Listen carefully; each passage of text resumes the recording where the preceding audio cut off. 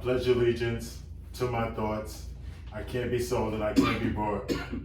And to your groupthink that I can't stand, be rebellious, talk to God, unemotional, critical thinking shall be adopted by all. I keep saying I gotta get it memorized, but that's a lot. I barely remember the Pledge of Allegiance from high school. So That's the most important pledge ever. Like America is such a great country. you think that? That it's the most important pledge? No, No, because other people in their countries will think theirs are more important. But who got a greater country though? I mean, I've never lived anywhere else to know. We ain't even started yet, but You know? so You can't say. PM Hour, we back.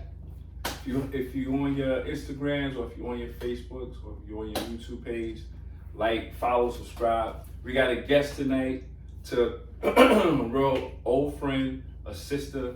I think we definitely all grew up together. So it's cool to have her on. Very opinionated, strong woman.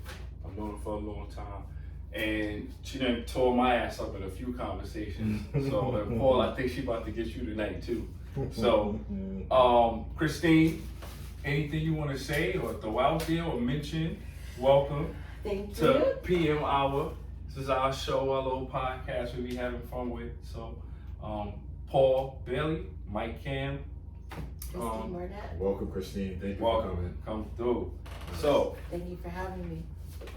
I guess we changing it up. We got a guest who's basically more formidable for you tonight. So this is gonna be good. When it comes to politics.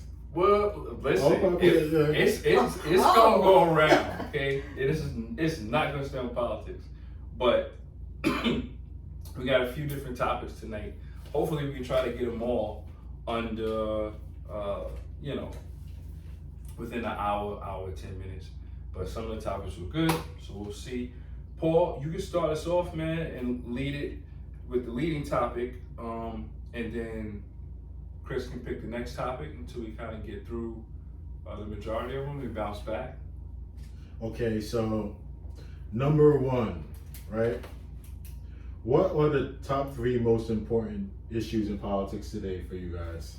And I guess we can start with Christine. Top 3. Top 3 most important issues in politics today. Issues.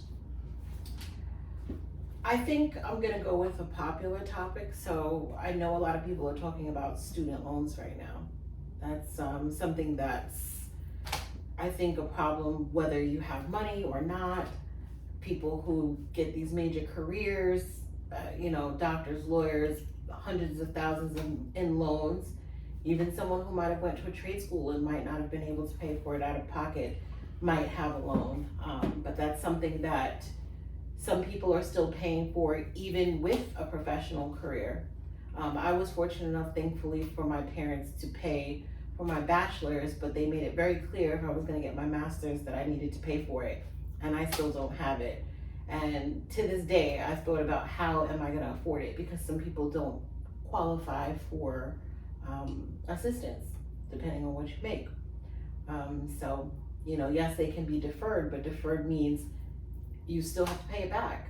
So, yeah, I think that's probably pretty important right now. Number 1 is student loans. Yeah. So you think that it's the government's obligation to cover student loan? I don't think it's an obligation per se, but I think the way our system works as it is that they allow people to easily get the money, but then don't really have a plan for how it should be paid back. So it leaves a lot of people in debt. There's a lot of people who aren't able to get homes because they have this debt sitting on them. And it can become stressful. I personally, like I said, don't have that issue, but if I did, I can sympathize with someone who's facing that. It makes it difficult to survive in America with debt.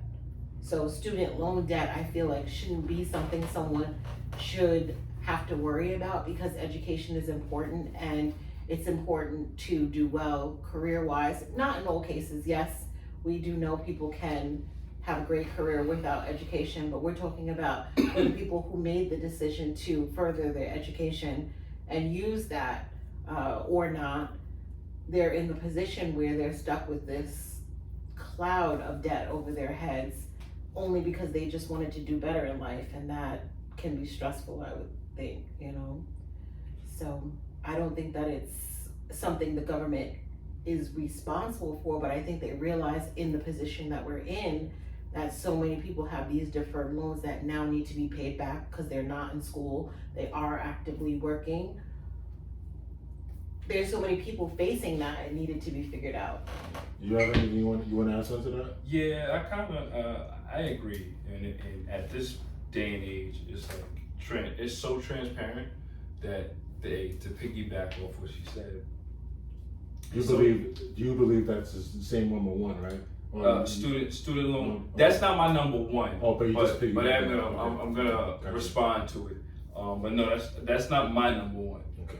But since we're on the topic, yes, I think at this point it's kind of transparent that across the board you can get an acceptance letter to these schools all over the nation, get into all this early debt, but if you're in your 30s, established, you finish school, you're more educated, and you're a smarter adult financially, it's harder to get a loan.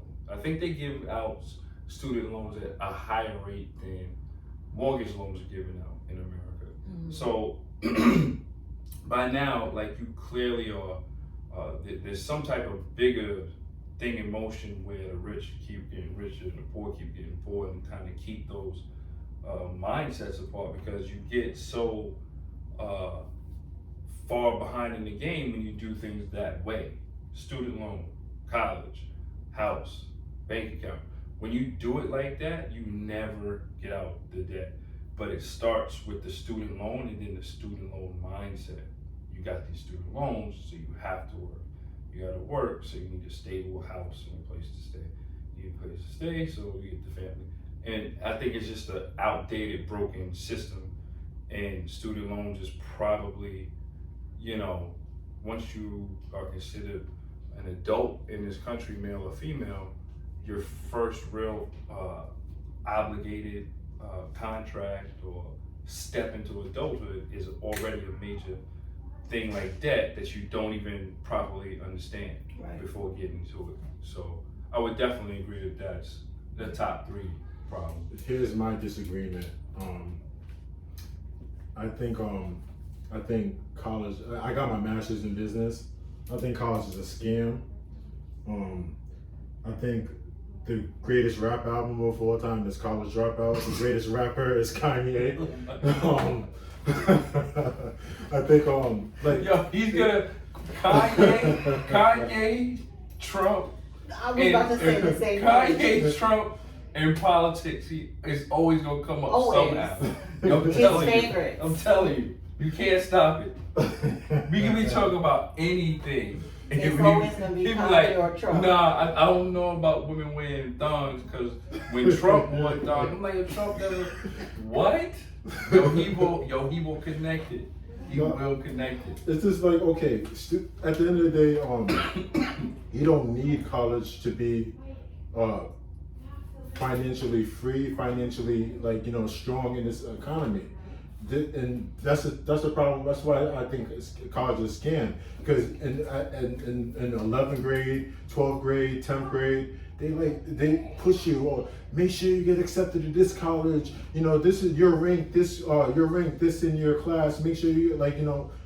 But it's just other ways. You could start a trade if your family has it. I think that's where it should start.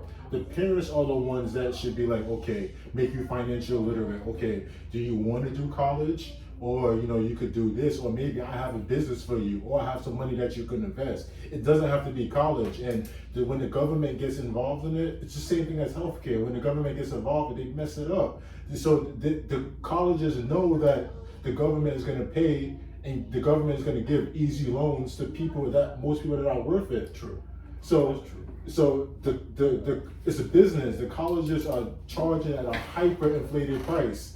And then like, because we're programmed, as I was telling you about the book, Rich Dad, Poor Dad. Yep. I mean, not Rich Dad, Poor Dad, the cash quadrant. There's the E, S, B, and I quadrants. We're programmed to be on the left side, the E and the S, Yes. employee, small business. When collectively, to have more clout in America, as black people, we should be on the B and the I side. Because when we're business people and investors, they could like discriminate, but they can't. It's not going to go far. So I think college is a scam because they want us to spend money at these universities. These universities know the system, they master the system. They know how to take our money, and the debt is like what, $1.6 trillion, and I believe that almost 1 trillion of it is, 1 trillion of it is a certain gender, but Yeah, like you It's- said, sir. it's like it's a scam. It's a scam. They know Which how to gender? unlock. They know Which gender though? woman. They know how to. Lord. They know how to unlock. They know how to Damn, unlock Chris. the. Let me tell you where I disagree. I'm sorry, I don't mean to cut you off. So, I heard you mention that it starts with the parents, but you have to understand, first of all, some people don't have parents. And let's say it is a household with a parent. That person might be working 8, 9, 10 hours and might not be home to be able to teach their kid what they do. They might not have ever had a good job themselves. Or maybe they have a great job but just don't have the time to dedicate to one child to show them how to be a nurse, how to do this, how to do that. There